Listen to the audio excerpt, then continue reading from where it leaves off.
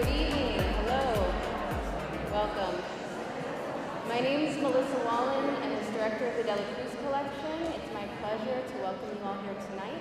And of course, we're so happy to have Alex Israel here tonight, and I'm happy to introduce him. And of course, I have Rosa De La Cruz here and her daughter Isabel. You want to say hello? Very special because it typically happens. You can't hear it. It's an echo, no? Is there an echo? No. Yeah, and there was music. Okay. So welcome everybody, and we are really happy today to have someone from California here in Miami. Alex Israel flew today, and he's been flying almost every day. So this was really, because here he loses hours and everything, you know. There's 1 hour in LA, another hour here. So besides being honored, we are lucky that he came, because he had a lot of things to do, and he chose us. So thank you, Alex. Thank you. Well, I'm here with Isabel because Isabel is my partner in crime. When we buy art, she always comes and buys art. Of course, she has Alex's work, and one of her works is upstairs. So if you would like to see Alex's work, it's on the 3rd floor. It's really, I mean, he loves the way it's installed. And I was happy because you always worry when artists come that they may not love where they are, and he likes it. So I'm happy with that. Another thing is, we met Alex in Paris. First in Paris, when he was showing with the Perez projects. And then we went to LA and visited his studio, and that was really, I mean, we all, Carlos and I, and really it was, immediately we started buying his work. I mean, we thought he was the best. He was Hollywood. All of Hollywood was there. And now we're going back Monday. So he says all his work is traveling right now, but we're still going to go and visit him at the studio. His new studio. At the new, because he has a new studio now. So that's going to be wonderful. So, well, I thank you everybody for being here tonight. And welcome. You know that we always open our doors. Let's come back again, okay? And thank you, Alex, again. Thank you.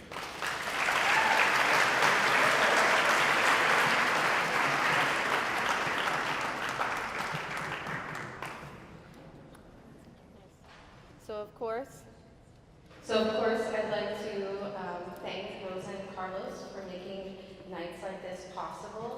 As you can see, they're very passionate about sharing their collection. They're here every day. Rosa's here with us working. And I'd also like to thank my incredible team whose support and enthusiasm moves us forward. So Daniel Clapp, Chris Doniak, Hilary Hernandez, Juan Gonzalez, Simon Montilla, Emmanuel Rivas, Eli Oliendo, and Dennis Fuller. Thank you so much for what you do.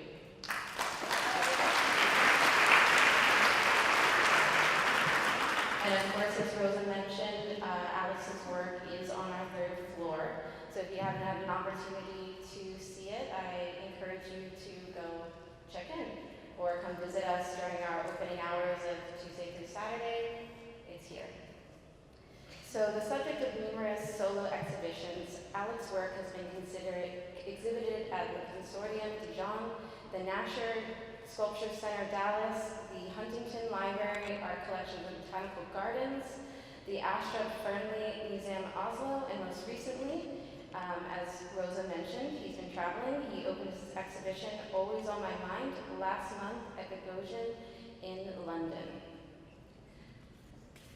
He's also included in numerous museum collections worldwide, including MoMA, the Whitney Museum, the Guggenheim, MoCA Los Angeles, Moderna Museet Stockholm, Centre Pompidou Paris, the Hirschhorn, the Los Angeles County Museum of Art, and abroad, Los Angeles. His ongoing web series, As It Lays, is an LA-centric talk show hosted by the artist currently streaming on YouTube, and his feature-length film, SPF 18, is now streaming on Netflix, following a tour to high schools across the United States. We're so happy he could be here tonight. And before we begin, I just ask that you all silence your cell phones and refrain from moving through the galleries too much. to be courteous to the artists and fellow guests. And now it's my pleasure to hand the mic to Mr. Alex Israel.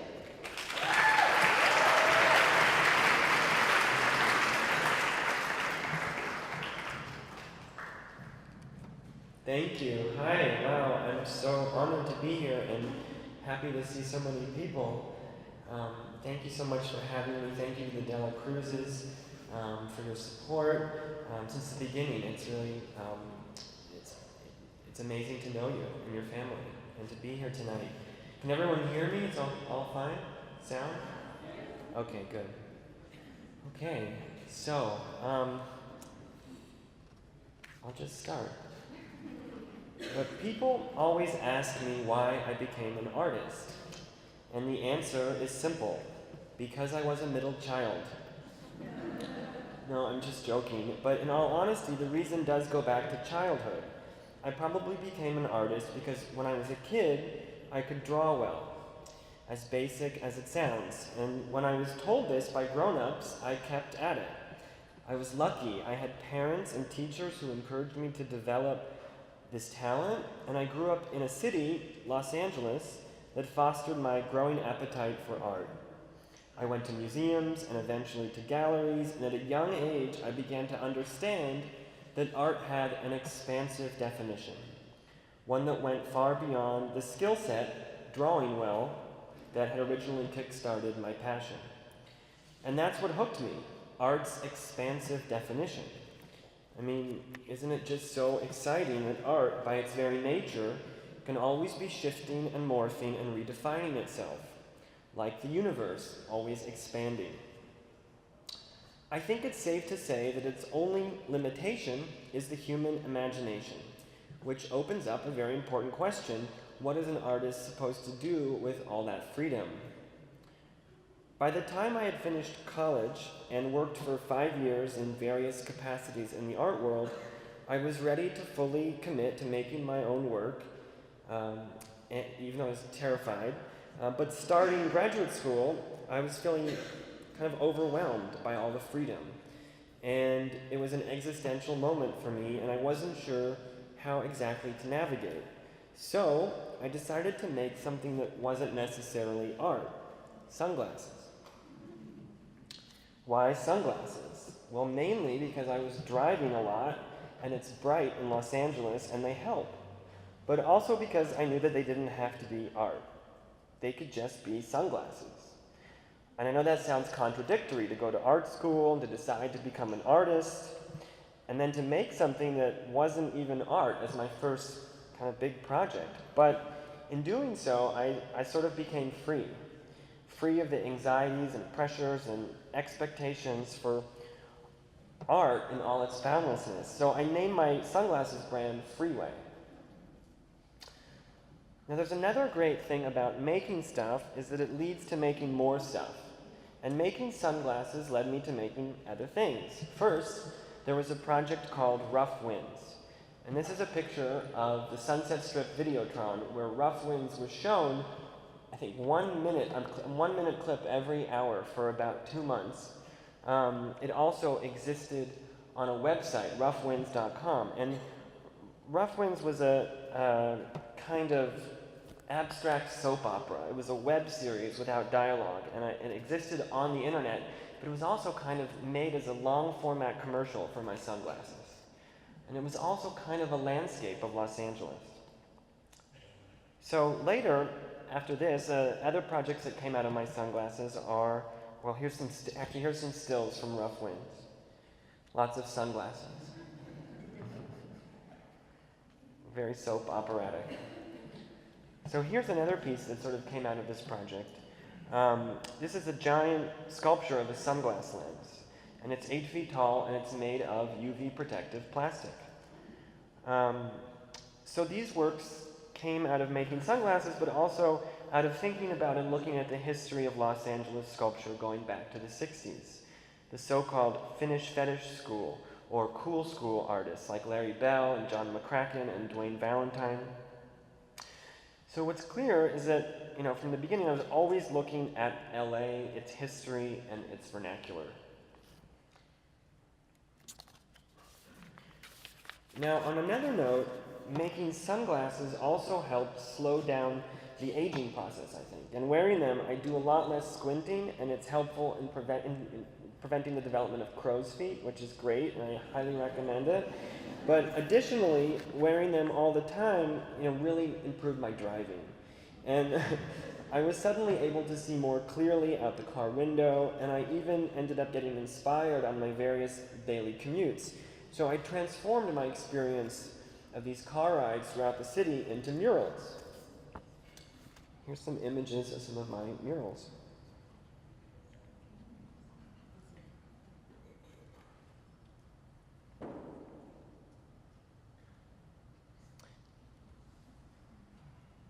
You see crazy things on the side of the road in Los Angeles, you really do.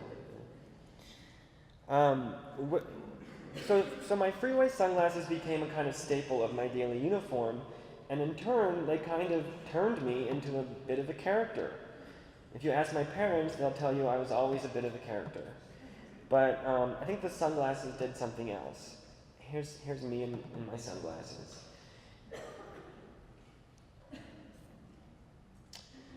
So, I think back on my childhood and growing up in LA in the 80s and 90s, and it was really more impactful on me than being a middle child. I've been eating frozen yogurt my whole life. This is a sculpture I made of frozen yogurt. And as a native Angelino, I've also been looking at stucco walls and sunsets and day glow colors my whole life, a palette that's not so dissimilar from the textures and colors here in Miami. Now to me, these surfaces were like backdrops and platforms in front of and upon which life happened.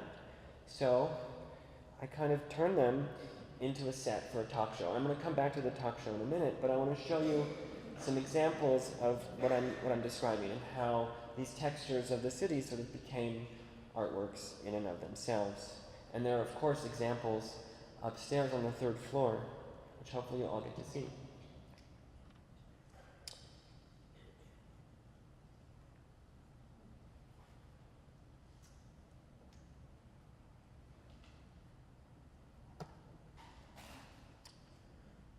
Another thing that happens when you grow up in Los Angeles is that real life and the movies can get a little bit mixed up. I don't know about all of you, but I love the movies. I go as often as I can, and when I can't, I watch them at home or on my iPad on the airplane. And if you know me, you also know that I equally love television, and that I especially love pop music. The more popular, the better. Here, we're getting there, sorry. Okay. Here, I made this sculpture. It's called Desperado. I titled it after an Eagles song. Here's another version of it. And this is a painting that I made with Bret Easton Ellis about Taylor Swift. It says, "Hypnotized, Logan thought she was in the Taylor Swift galaxy when actually she was in the Taylor Swift assistant galaxy." And we made this one about Kanye West. It says, "Kim glimpsed Kanye during the seated dessert tasting at the Lautner House and wondered, how do I fix him?" I even got to make an album cover for Duran Duran. In 2010 and 11, I began producing my DIY online talk show, As It Lays. It's named after Joan Didion's book, Play It As It Lays, which is about an actress in Los Angeles and touches on some of the darker themes in Hollywood. Now, As It Lays for me was a way of making portraits. I was in my last year of graduate school, and I was watching the Oprah Winfrey Show's final season. And I had never watched Oprah, and everyone always talked about Oprah, and I felt like if I ever was going to be a part of the conversation, I had to at least watch some of it. And so I started, and I was totally inspired and moved by Oprah's show, and I thought, my gosh, this person is such an incredible portraitist. And while most people go on Oprah's show to promote their book or their new movie or their new album, and most of the questions are kind of geared towards getting them to talk about these new projects, like the publicity machine of Hollywood, there were always these moments where Oprah would ask something that was more personal or kind of, and you'd get a little glimpse of the subject. And I thought, well, what if I could use that format to make portraits and just ask questions like those kind of intermediary questions, those personal questions, and really try to get just the kind of the essence, the likeness of the sitter in the sense of traditional portraiture. And so that's how I started making this project. It was also a chance to kind of sit with the people who had created the culture that I was so inspired by. And ultimately became a kind of group portrait of the city. So back to music and to my interest in music, I had some great musicians on the show. I had Quincy Jones, and I got to ask him, where did Broken Hearts go? And he said, Sweden. And I had the music producer Rick Rubin on the show, and I asked him if he was comfortable on a horse, and he said, I don't know. Paul Anka gave me a 3-minute treatise on whether he preferred chocolate or vanilla, and Marilyn Manson said a lot of things that I can't repeat. His interview was my most popular, followed by Michelle Phillips's, and we now know that she prefers her peanut butter to be chunky, not smooth. In season 2 of As It Lays, which I showed just last year in New York, I got to interview even more musicians: Belinda Carlisle, Billy Idol, Toni Braxton, LL Cool J. Anyway, so you get it, I really love popular music. I always say that I find it to be one of the most inspiring things for me in my work, not just because the scale of it is so big and so many people are invested in it, but mostly for this reason. Do you guys ever become obsessed with a pop song? Like, and I mean obsessed, like you listen on repeat and you think it's the greatest thing ever and you think there could never be another song as good? That happens to me all the time, and then magically 3 months later there's another one, and then another, and another. And I love pop music's ability to endlessly surprise and reinvent, and I love its reliability in that sense. It gives me creative hope. Now I'm going to take us on a little bit of a tangent. Stay with me. Do you remember when we used to go to nightclubs to discover new pop music? People used to go to nightclubs to discover new music. Well, here's a couple of stills from Rough Winds. We had a nightclub scene.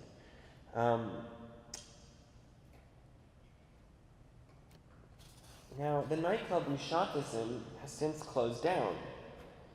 Maybe things are a little bit different here in Miami, but in Los Angeles, at a certain point during the past decade, I started to notice that nobody seemed to be going to nightclubs anymore. And I wondered if this was because my friends had gotten too old, or whether younger people were still attracted to this kind of nightlife or not. And I've since read a few articles that confirmed my suspicions. In an article published by Forbes called Millennials Gone Mild, writer Neil Howe explains that young adults today would rather skip the long lines and high prices of weekly nightclub excursions to stay home in their pajamas to Netflix and chill. Now,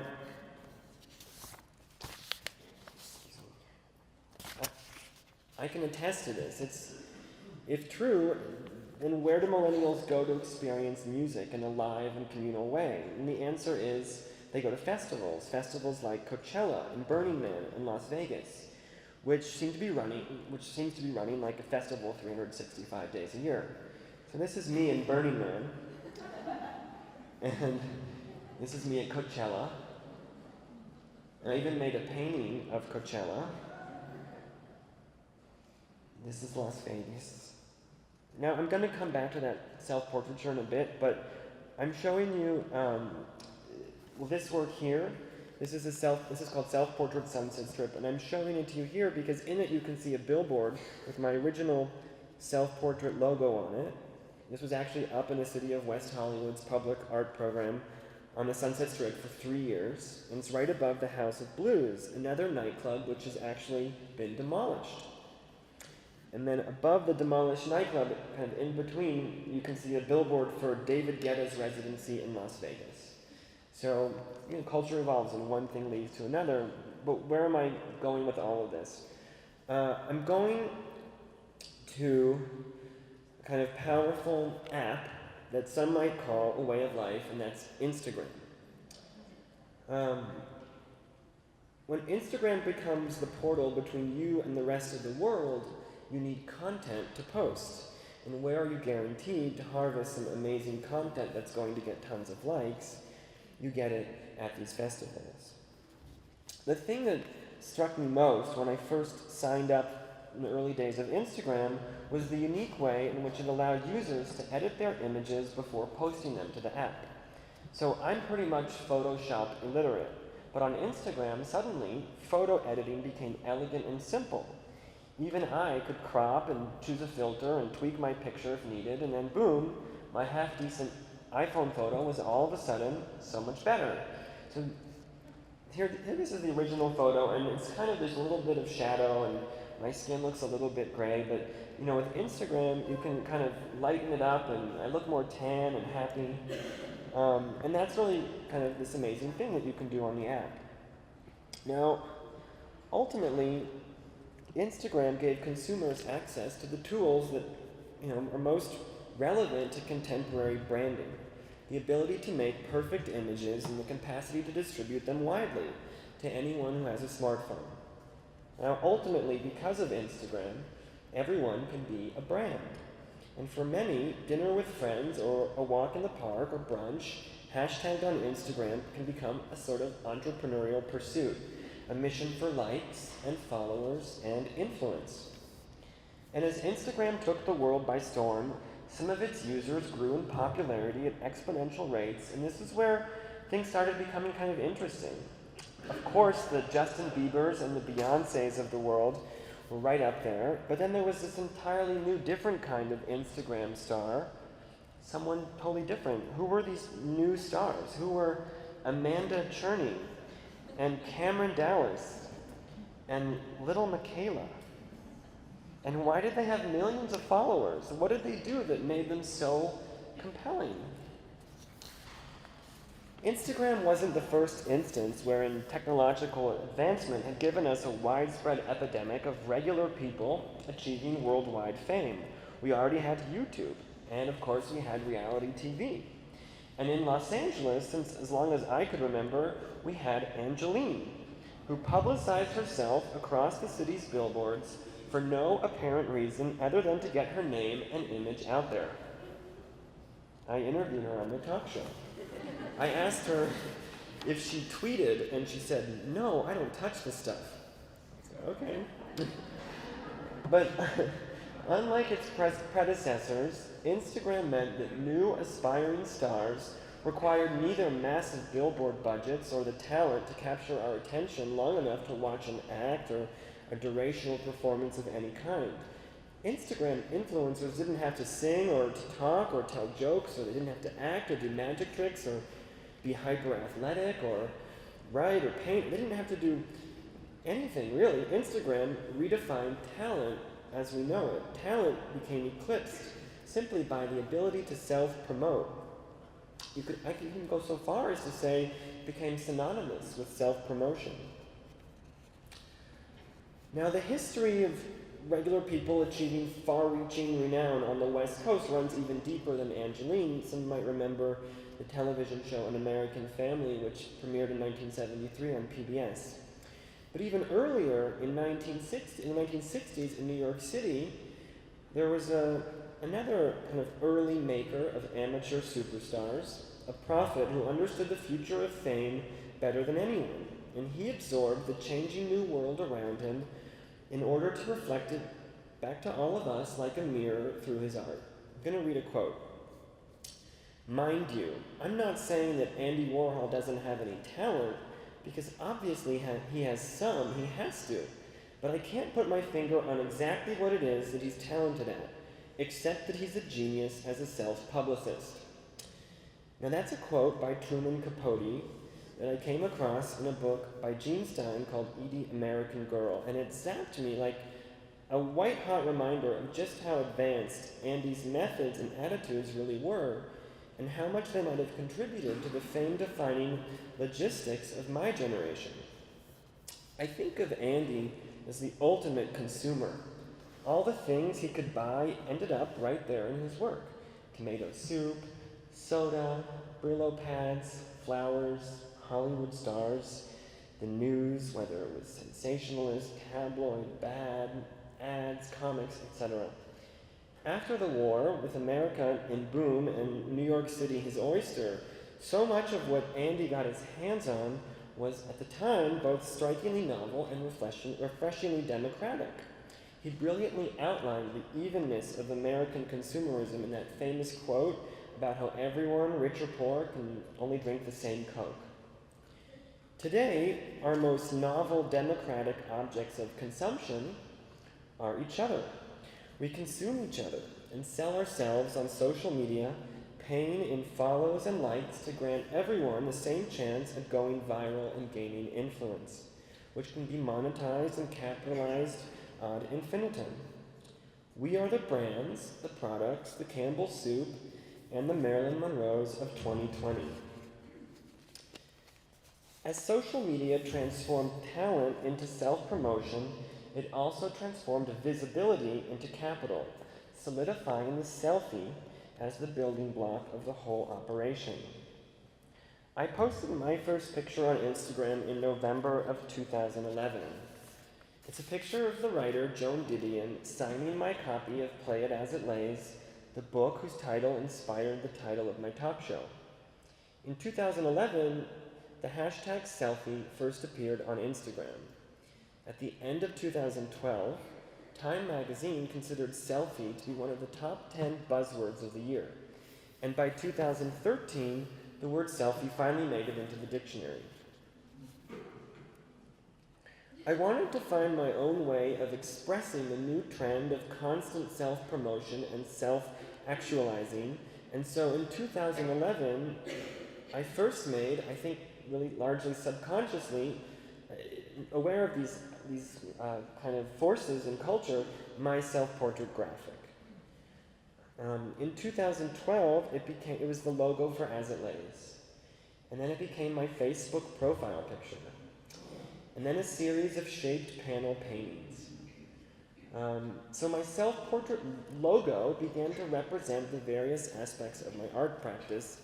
And, it's funny because even though I was kind of apprehensive to put myself in the work and to insist on it so much, it sort of felt like I had to. It felt at that time that this was where culture was going.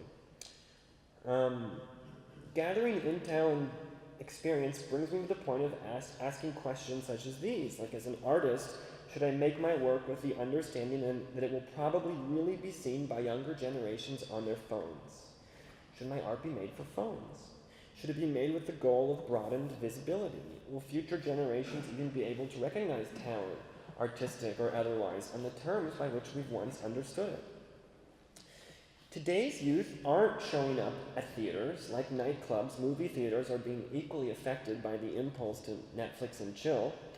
And I keep hearing from gallerists that I know that exhibition attendance has gone significantly down.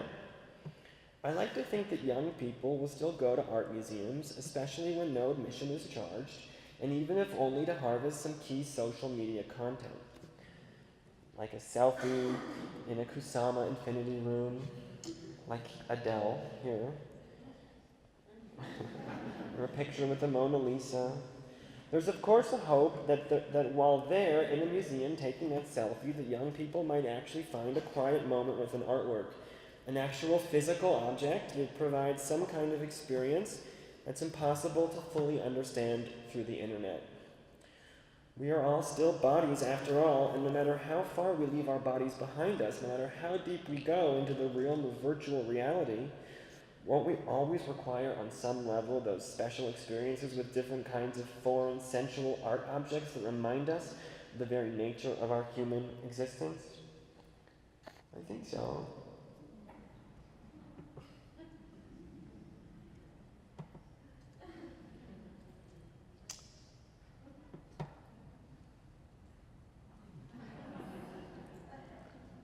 The internet is full of great pictures. Okay, so what if technology in the world we live in continues to evolve to the point where we've all become brands? Should art finally and fully embrace the language of branding as its own? And is this really any different from the way things have always been?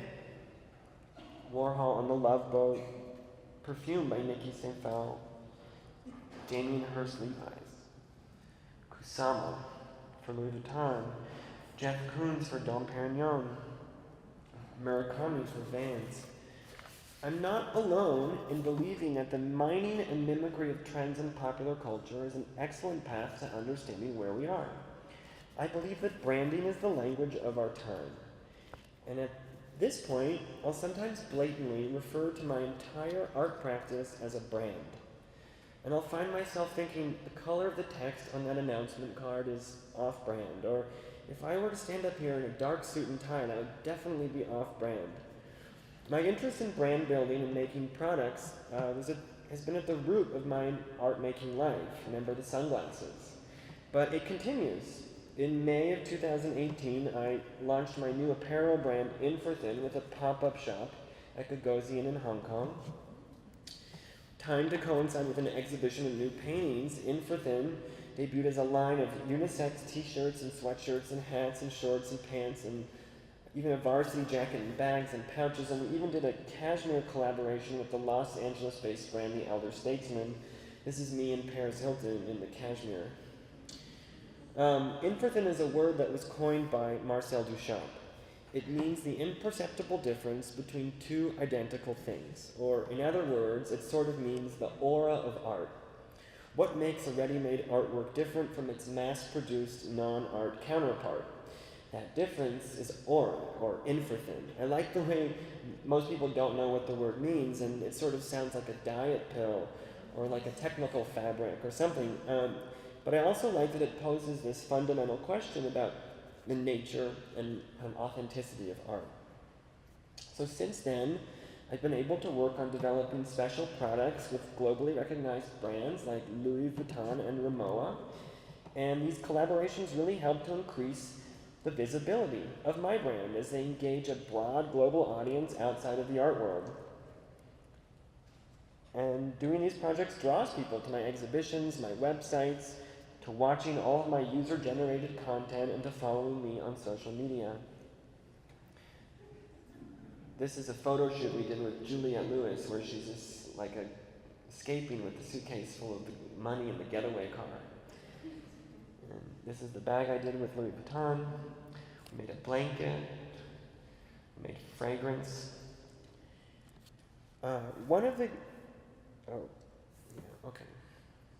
One of the key things that branding has taught me is that brands are built not around objects, but around stories. I get to construct the story of my own brand, and the story I tell through my work becomes its reality, even if, like my pictures on Instagram, that reality is markedly manipulated. So remember her, Little Michaela? She's one of these influencers that I mentioned earlier. She's a model, influencer, and she's from the outskirts of Los Angeles, and she has about 2 million followers on Instagram. And she's become beloved for her Princess Leia-esque ear buns and the many trendy outfits that she wears in her daily posts. She's been on the cover of magazines, she's been backstage at fashion shows, and she's beginning a career as a pop music recording artist. I first noticed her in my peripheral vision. Oh, that's an interesting looking model, I thought. In a stream of constant internet imagery, her likeness sort of started to stand out. And then I realized something that completely blew me away, which is that Little Michaela is not human. She's a digital being created by a team of millennials as an online avatar. Everything she does and says, every story she tells, is the result of market research. She may personify the algorithms, I thought, but does that make her any less compelling to follow? Does that make her emotionally less palpable? When Little Michaela writes about being annoyed by her friend, also an avatar, or she shares her excitement about being named one of Time Magazine's 25 most influential people on the internet, do we feel her anguish or happiness any less than we would, say, Kylie Jenner's? So Michaela's not real, and we know she's not real. She knows we know she's not real, but somehow the whole thing in all its manipulated reality, sort of holds up perfectly. And this is an image of her in an arcade, and this was an image that inspired a painting that I just showed in London of me in an arcade. It's called Self-Portrait Arcade after at Little Michaela. People comment with messages of support and congratulations on her Instagram. Thousands of people, and Michaela even responds to some of those comments. Now there's a word for this phenomenon. It's called kayfabe. You spell it K-A-Y-F-A-B-E. There was an article by Nick Rogers in the New York Times in April, about 2 years ago, about the phenomenon of kayfabe and its relationship to fake news. In pro wrestling, the word kayfabe has long been used to describe the portrayal of staged events as if they were real. Rivalries, fights, these triumphs and defeats. Now the fans know it's all fake, and the promoters and the wrestlers know the fans know it's fake, but no one admits it. No one breaks the kayfabe fourth wall. Rogers explains, the artifice is not only understood but appreciated. The performer cares enough about the viewer's emotions to want to influence them. Kayfabe isn't about factual verifiability, it's about emotional fidelity. It's not about little Michaela being real, it's about her desire to make other people happy and to inspire her fans. It's about affirming a human need for the suspension of disbelief. On the topic of the suspension of disbelief, I'm going to read a brief passage from the late writer Gene Stein's oral history of early Los Angeles called West of Eden. Of Warner Brothers founder Jack Warner, the celebrated playwright and one-time Marilyn Monroe husband, Arthur Miller, wrote this. Jack Warner's generation invented what turned out to be the major world culture. Not just American, but a world culture. The world's dream is to escape the dreadful, ordinary, industrial, technological life. And you can understand how it happened if you think of where they came from. A place where there was absolutely no chance for anyone to do anything. They were living in a mud hole. But here in Los Angeles, the dreams were absolutely feasible. If you could think it, you could do it. It was magic, and they filled the movies with that magic. George Cukor told me once, our object was to escape reality. We were quite conscious of all that. It was a never-never land, a construct. These immigrants, these Jews from Eastern Europe, had developed this dream that had blonde hair, blue eyes, and a straight nose. It all had to be beautiful. This was a fairy tale. It was incredible. It captured the whole country. So Jack Warner was the key founder of Warner Brothers Studios. And most of my work is made on the Warner Brothers backlot. Right there in the middle of it all, in the middle of this history. I make my paintings within the studio's scenic art department, a department which is barely hanging in there, rendered nearly obsolete by the adoption by the studio of massive printers, which are now used to make backdrops that were once hand-painted. My work is actually keeping the scenic art department alive. I'm often asked, especially when I bring people to the studio, if my work is meant to cast a critical eye on the entertainment industry. And my answer usually goes something like this. I think we all already know how Hollywood manipulates us. We know that Justin Bieber's voice is auto-tuned, that Kim Kardashian is photoshopped in just about every picture we see of her, and that most of what we watch on reality television is heavily produced and not really reality. It's not necessary for me to be critical of these systems. The curtain has long been pulled back. I choose to make my work at Warner Brothers within the nucleus of Hollywood's dream factory, not to be critical, but because I want to be as close to it as possible. I'm interested in why, against our better judgment,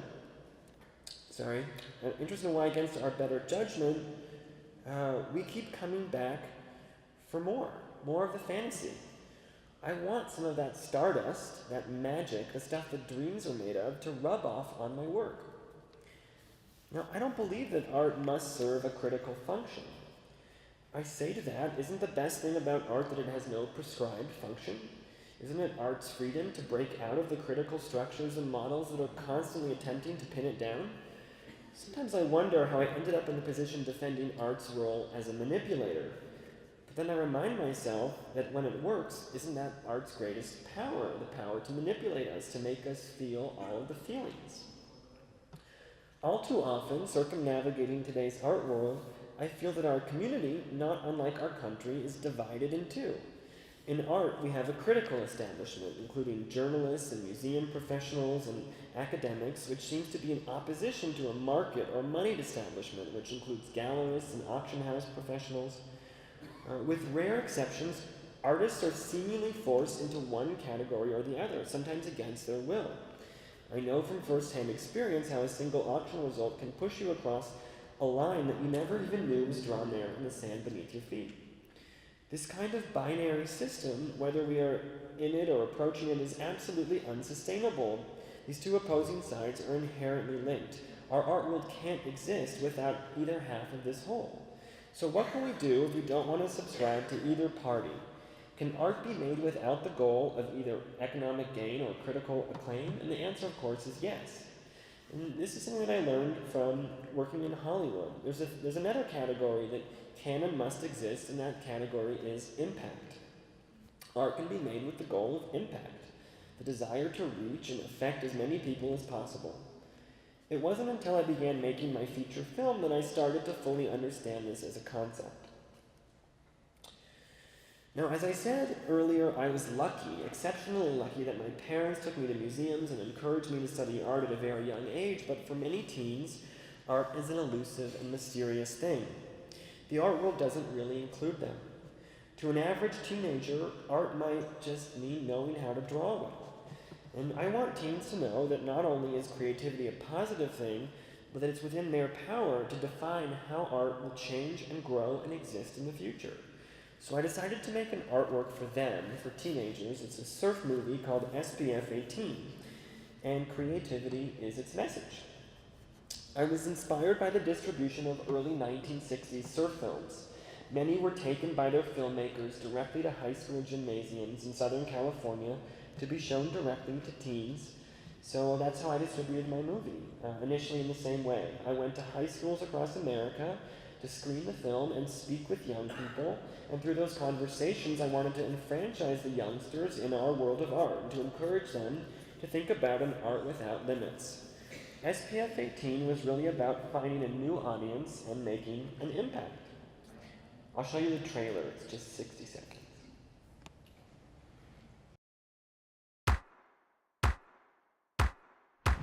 When you grow up in LA, real life and the movies can get a little mixed up. Hi, boys. Was that Pamela Anderson? Welcome to Malibu. The short story is I wanted to find myself. It's just where I need to be. You look like a nun competing in the Olympics. You sure it doesn't look too much like a tiger tried to undress me? I'm not going to summer school, Mom. What are you gonna do? Spend the summer surfing? Why'd you take off last night? Things got kind of weird. I'm a virgin. Okay.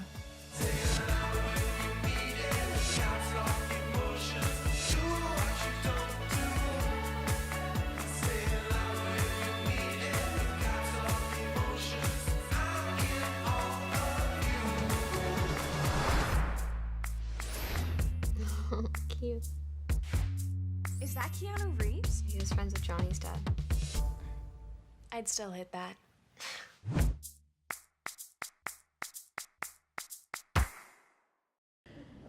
So today, SPF 18 lives online, so that all teens with internet access can find it on iTunes and Netflix.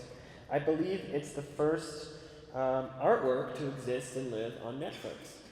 And I have to be honest, at the beginning I was kind of a bit disappointed by how things were going on that platform. I put the movie up, and I didn't really, we don't really get to know if people are watching it. Netflix doesn't reveal their analytics, and you kind of just have to get a sense for what's happening out there, and I felt kind of like maybe it wasn't going to have the impact I had hoped. But this crazy thing happened with the movie, which was the boy who we cast to play the lead ended up becoming a viral teen star, a sensation on Netflix. His name is Noah Centineo, about a year after my movie went up on the platform. So when that happened, all the kids who watched To All the Boys I've Loved Before, this very popular movie, were suggested that they also watch my movie, and then we started to see that the movie was having impact. We started to see that it was trending and popular on the platform. We started getting tons of messages over social media about the movie from kids all over, and that was really exciting that it was able to kind of have that impact that we had hoped. In the same way that As It Lays, the talk show, had kind of led me to making various artworks, from my sky backdrop paintings and flats to my self-portraits, making the movie led me to making different art objects, and here are some examples.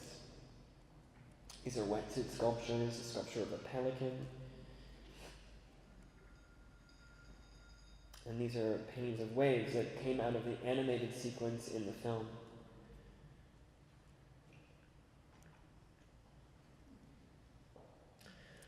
So for me, making art is really all about experimenting and asking questions. And sometimes I mean that literally when I ask questions of the guests on my talk show. But what I also mean to say is that art isn't necessarily about having all the answers. As we continue to live our lives, both the old way with 2 feet on the ground and the new way in the digital realm through our phones, I plan to continue making art that reaches its audience from both directions. I plan to focus on impact as my work's goal and to continue in my research and quest for new ideas and inspirations, to try and remain as open and flexible in the face of a changing cultural landscape, a landscape that's changing really faster than ever before. So I'll leave you with the documentation and description of one final project, which I've made in collaboration with Snapchat, the app. Now here, the work exists as a combination of the physical and the virtual. My self-portrait paintings, hung in a gallery, were activated by Snapchat augmented reality lenses, so that they come to life and are completed when seen through the viewer's phone.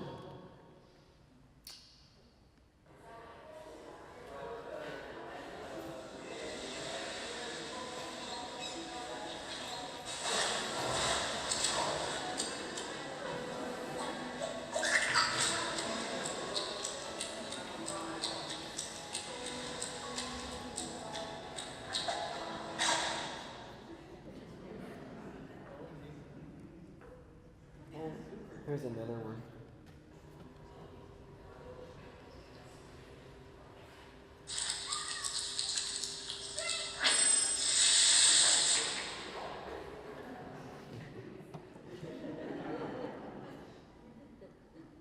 So here you can see that this work exists fully, both in physical space and through the phone.